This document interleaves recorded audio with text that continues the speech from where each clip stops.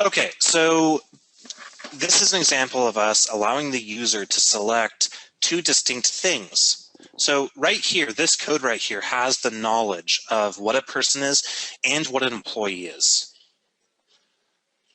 So we have code that does know the difference between the two, which we have to at some point. At some level, we need to understand the difference between the two types. But at this level, we don't.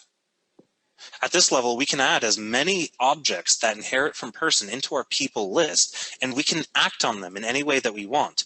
But the behavior, what actually happens right here, what method gets invoked right here, is up to what the user decided to put into the array, or sorry, into the collection when he was inserting all the users. Is there a way to force the parents class method to execute instead of the inheriting classes? No. Well, not without reflection anyway. But there's no way to get to force that the person's method is going to be invoked here. If the employee decides to override it, then this is the method that's going to be used, period.